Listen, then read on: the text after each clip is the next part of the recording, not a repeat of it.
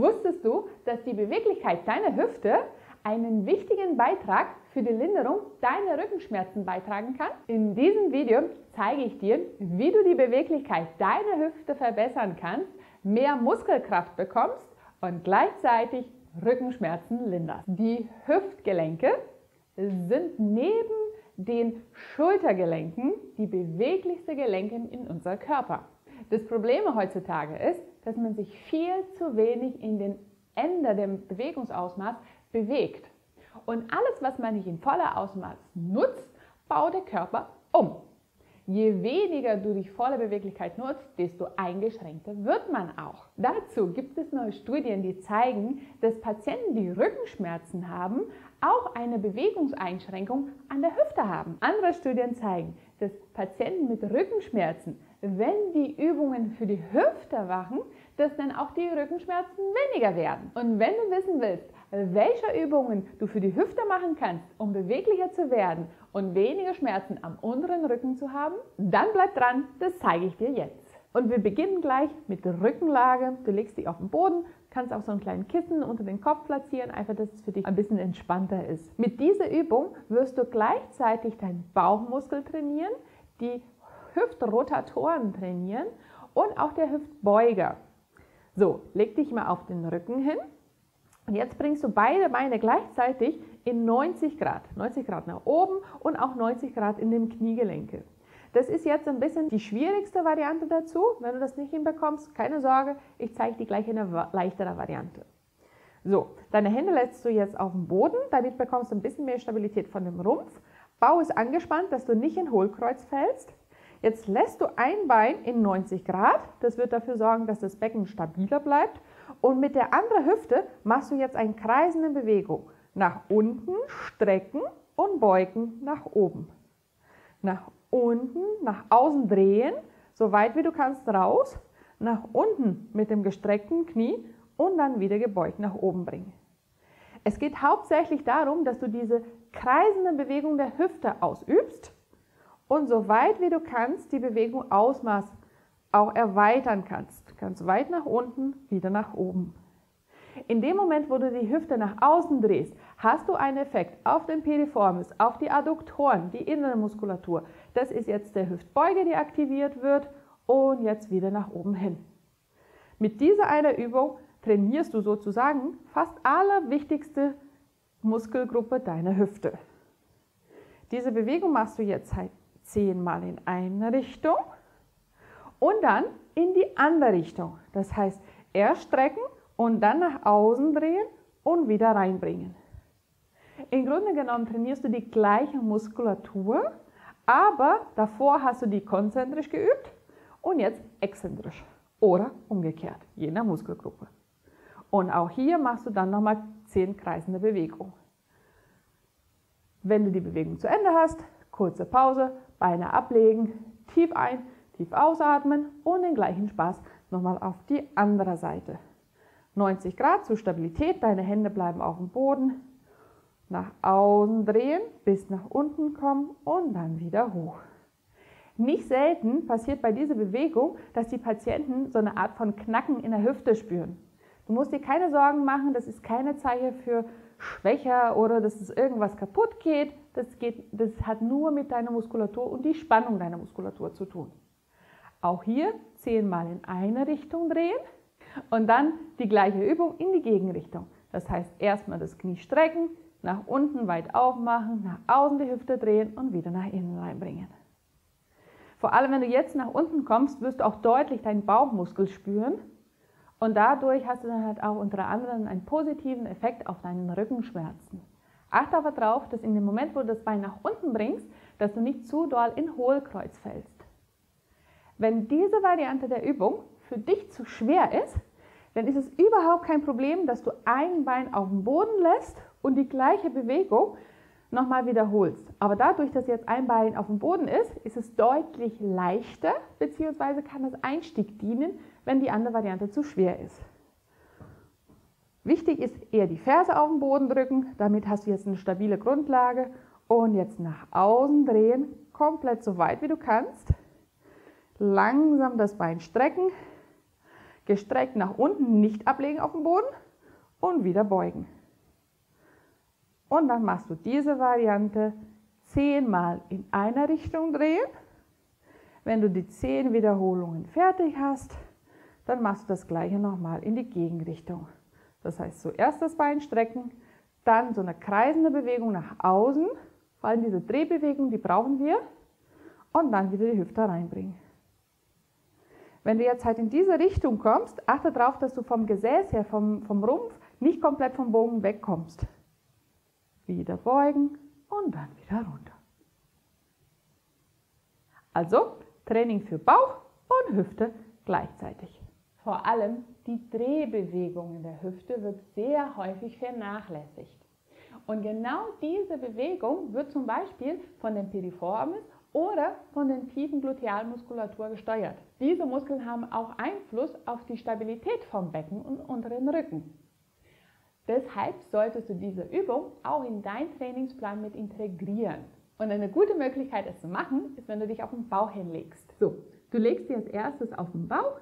Wichtig ist erstes, dass dein Beckenknochen, der Beckenkamm, dass der gut auf dem Boden oder auf der Liegefläche jetzt platziert ist. Das heißt, du solltest das Becken selber nicht vom Boden hochheben. Dann bringst du deine beiden Knie in 90 Grad. Die Füße, die zeigst du jetzt nach unten, Oberkörper flach auf dem Boden. Und in diese Position bringst du nun beide Unterschenkel so weit wie du kannst nach unten. Und wenn du jetzt halt am Limit angekommen bist, drückst du noch ein bisschen weiter nach unten weg, um dann die Beine wieder zusammenzubekommen. Ganz weit wegdrehen, den Unterschenkel Richtung Boden bewegen und wieder zusammen. Noch besser ist, wenn du die gleiche Übung mit Hilfe von so einem Gummiband machen kannst. Den platzierst du direkt unterhalb von deinen Sprunggelenke und versuchst jetzt gegen Widerstand die gleiche Übung zu machen. Das heißt, nach außen zu drehen, am Ende angekommen, kurz die Spannung noch halten und dann wieder loslassen. Ich weiß, es ist ein bisschen schwierig, aber versuche darauf zu achten, dass du diese 90-Grad-Bewegung behältst. Je weiter man die Knie streckt, desto mehr hat man Scherkräfte in dem Knie, was per se nicht schlimm ist, aber der Effekt auf die Hüftmuskulatur, den verliert man ein bisschen. Das heißt, 90 Grad, Füße nach unten und dann langsam nach außen drehen. Wenn du jetzt speziell Beschwerden hast auf eine Seite, sei es jetzt halt Hüfte oder den unteren Rücken, aber vor allem auch ISG-Beschwerden, dann ist es am besten, wenn du jetzt halt die gegenübende Seite, den hältst du stabil und mit der Seite, die du Beschwerden hast, die übst du zuerst nach außen drehen und wieder langsam nach innen kommen. Jetzt nach außen drehen. Diesen Außendrehen von den Unterschenkeln wird eine Innendrehung der Hüfte verursachen und genau diese kleinen tiefen Gesäßmuskulatur auch aktivieren. Und wieder zurück. Und danach kannst du die gleiche Übung auch auf der anderen Seite machen. Wenn du jetzt getrennt trainierst, das heißt erst eine Seite und dann die andere Seite, kannst du die Muskulatur besser steuern und damit auch Kompensationsbewegung, das heißt Schonhaltungen, minimieren. Diese Übung solltest du dann für 12 Wiederholungen durchführen, für 2 bis 3 Serien. Wenn du es fertig hast, dann streck eine Seite, behalte die 90 Grad. Du kannst auch das Bein jetzt ein bisschen öffnen, dass die Beine ein bisschen weiter auseinander sind. Und jetzt werden wir die andere Drehung trainieren. Du versuchst nun, die Ferse Richtung anderen Kniekehle zu bringen. Und du wirst merken, je verkürzter du bist, desto mehr kommt das Becken jetzt von dem Boden hoch. Steuer dagegen, indem du bewusst das Becken nach unten behältst und den Unterschenkel nach unten zu bringen. Um dann wieder nach oben in der Mittellinie und jetzt wiederholst du das Ganze 12 Mal. Becken bewusst nach unten, Richtung Boden. Du kannst auch mit deiner Hand so ein bisschen nachsteuern, dass du hier so ein bisschen nach unten drückst, Richtung Boden hin und die Ferse versuchst in der Kniekehle von dem anderen Bein zu bringen. Auch bei dieser Übung solltest du dann halt getrennt arbeiten. Als erstes die Seite, die du Beschwerden hast. Wenn du beide Seiten Beschwerden hast, fäng mit deiner Lieblingsseite an. 12 Wiederholungen und davon 2 bis 3 Serien. Wenn du jemanden kennst, der ständig Rückenschmerzen hat und dazu noch viel zu eingerostet ist, dann schick ihm dieses Video. Bewegung hilft, aktiver zu werden, Schmerzen zu lindern und ein gesundes Leben zu führen. Und weiter geht's mit den nächsten Übungen. Die nächste Übung, eine Klassiker und sehr wichtige Übung für die Gesäßmuskulatur, aber auch für die Hüftadduktoren. Du legst dich auf die Seite, das untere Bein ist jetzt gebeugt, so ungefähr 60 Grad in der Hüfte und 90 Grad in den Knien. Und in dieser Position gehst du so weit wie du kannst mit dem Becken nach oben, um wieder nach unten zu kommen. Man nutzt diese 60 Grad Winkel in der Hüfte, um hier in dieser Position hast du eine bessere Aktivierung von den Gesäßmuskeln und weniger von den Tensor fasciae latae. Das ist so ein Muskel seitlich an der Hüfte bzw. an den Oberschenkel. Der kann auch das Becken stabilisieren, wenn die Gesäßmuskulatur jetzt halt nicht so aktiv ist. Das wollen wir aber nicht. Wir wollen ja ganz bewusst die Gesäßmuskel üben und gleichzeitig die volle Beweglichkeit der Hüfte ausnutzen. Deswegen, wenn du es ohne ein Gewicht oder einen Widerstand von einem Gummiband nutzt, dann geh so weit wie du kannst nach oben, um dann langsam wieder nach unten zu kommen. Wichtig bei dieser Übung ist, dass du darauf achtest, dass du die Hüfte bzw. den Rumpf nicht zu doll drehst. Was man bei ganz vielen Patienten sieht, ist, dass in dem Moment, wo sie die Hüfte nach oben bringen, dass sie gleichzeitig das Becken nach hinten drehen. Das ist per se nicht schlimm, aber das ist ein Zeichen dafür, dass man mit dem Rumpf die Bewegung kompensiert, was die Glutealmuskulatur nicht hergeben kann, weil sie zu schwach ist. Im besten Fall platzierst du die obere Hand vor dem Rumpf hin und damit sorgst du, dass dein Rumpf viel stabiler ist. Geh bis Ende der Bewegungsausmaß, was deine Hüfte hergeben kann und vor allem kontrolliere auch, wie langsam du das Bein wieder nach unten bringen kannst.